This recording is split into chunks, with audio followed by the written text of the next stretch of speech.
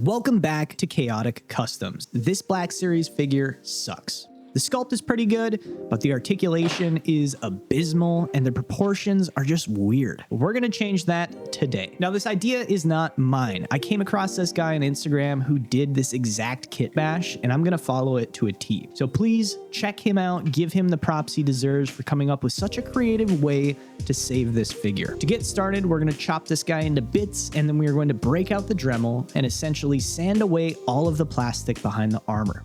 Remember, working with a Dremel, especially with plastic, can be toxic. I had an air purifier, a fan out the window, and a chemical-rated respirator that was way overkill, but needed for PPE. There's enough microplastics in our food already, we don't need them in our hobbies too. So off camera, I used the disc blade with the Dremel to cut around all of the armor pieces, and then I sanded a layer of plastic underneath.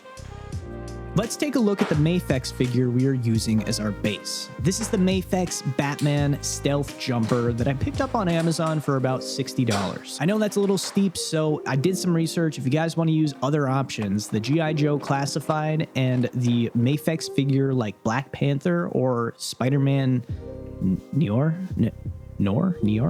I don't know how to say it.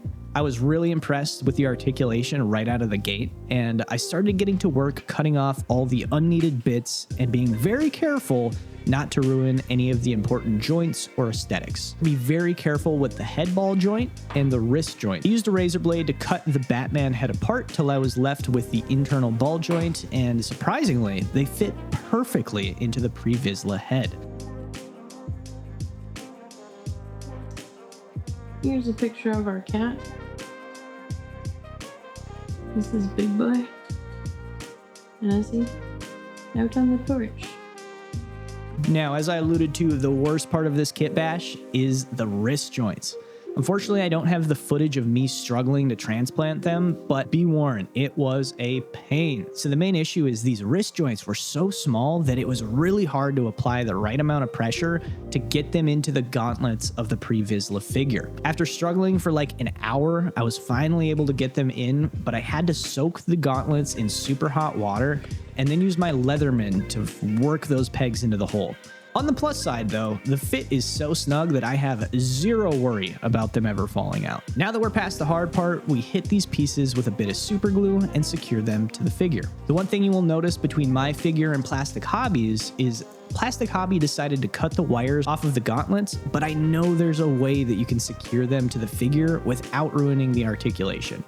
Although, unfortunately, I did not figure out how to do that in this video. Maybe this is something one of you guys will be able to figure out.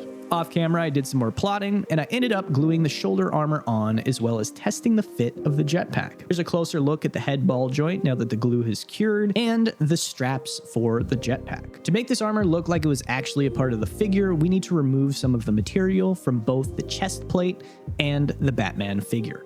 However, before we get to that, we have a surprise cameo from the Shadow Lord himself. At the time of recording this, the Darth Maul show had just wrapped, and I had to get the Black Series for my collection. Pre-Vizsla met a swift end at the hand, or should I say the blade, of the Shadow Lord. Now that we're back, off camera, I removed a small layer of Batman's chest and the armor pieces from the pre-Vizsla figure.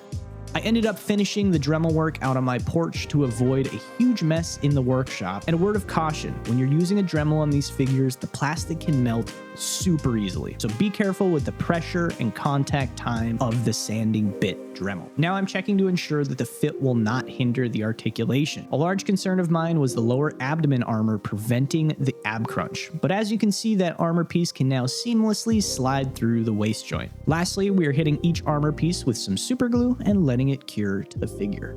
With all the armor now attached to the body, we are moving on to the Batman shoulder straps and jetpack. The one item that did not seamlessly work with this new body was the jetpack. It sits a little bit high, and the Black Series peg hole is a bit deeper and a bit wider, so cutting the jetpack peg to size wasn't perfect. I may need to readdress this in the future at some point, perhaps using a magnet or locking Velcro would be a better option. I considered using no straps at all, but honestly, I think they add a ton of character to the figure. And again, my main main concern with them was to ensure they did not hinder articulation of the shoulder joint. So instead of leaving them as one piece, I decided to cut them down the middle in the back and glue them in a way that gave max range of motion. I would suggest you guys, if you're doing this at home, to try that for yourself. Regardless, with all of that said, I think this figure is done. There's a little hole in my big head. I like to watch the white floor turn red. I like to look at myself from the outside. No signs of life, so step aside. There's a little beauty in the big eyes. I think it makes them pretty. They look so nice. They only care about their future fate. Enjoy yourself. It's not too late.